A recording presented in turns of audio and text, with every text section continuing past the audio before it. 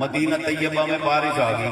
جب پہاڑوں پہ بارش آتی نا تو مدینے والے پہاڑ کے قریب چلے جاتے, کیونکہ وہاں پہاڑوں سے جب پانی اترتا تو پانی اکٹھا ہو جاتا, تو وہ نہانے کے لیے وہاں چلے جاتے. تو مدینے والے نہانے کے لیے پہاڑ کی طرف جا رہے ہیں. امام مالک عاشق رسول فنا پہ رسول صلی اللہ علیہ وسلم, جس نے ساری زندگی مدینہ طیبہ میں گزاری اس آس میں کہ میری موت آئے تو مدینے میں. امام مالک اپنی سواری لے کر وہ بھی جا رہے ہیں پہاڑ کی طرف. گورنر مدینہ وہ بھی جا رہا ہے پہاڑ کی طرف نہانے کے لیے. گورنر مدینہ اس کی سواری جب امام مالک کی سواری کے قریب سے گزری نا, گورنر مدینہ نے امام مالک کو کہا خیر مجھے حضور کی کوئی بات ہی سنا دو. گورنر مدینہ امام مالک کو کہہ رہا ہے. حضرت امام مالک کا موڈ بڑا خراب ہو گیا. آپ نے فرمایا تجھے شرم نہیں آتی, کوئی سننی تو میرے یار دی گل ہے, تردے تردے سنے گا تو. فرمایا تجھے سننی ہے تو مسجد نبوی میں آ, مسجد نبوی میں آ اور وہاں دوزانو ہو کے بیٹھ, سر نیچے کر کے بیٹھ, پھر مجھ سے سن میں تجھے مصطفیٰ کی حدیث سناتا ہوں. مجھے شرم نہیں آتی, حضور کا کلام سننا ہے تو نے اور اتنی بے ادبی کر رہا ہے. گورنر مدینہ کے دل میں امام مالک کی بات گھر گھر گئی. گورنر چلا گیا قاضی کے پاس, مدینے کے قاضی کے پاس. کہنے لگا مجھ سے خطا ہو گئی ہے, مجھ سے. انہوں نے کہا, قاضی نے کہا, جسٹس کہنے لگا کیا ہوا ہے آپ؟ کہنے لگا میں جا رہا تھا ایسے ایسے. امام مالک جا رہے تھے, شیخ کے چہرے کو جب دیکھا میرے دل نے کہا کہ چل ان سے مصطفیٰ کی کوئی حدیث سن لوں.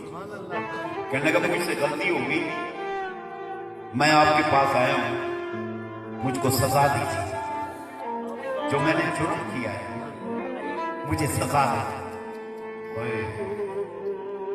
یہاں فضل رسول سجی ہوئی ہے, ہمیں پانی بھی چاہیے, ہمیں باہر بھی جانا ہے, ہمیں کھانسی بھی آئے, ہمیں 100 پرابلم ہے, جبکہ حدیث کا بیان ہو رہا ہے.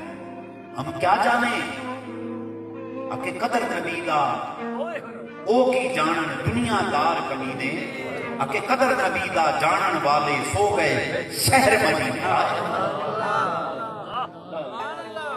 گورنر مدینہ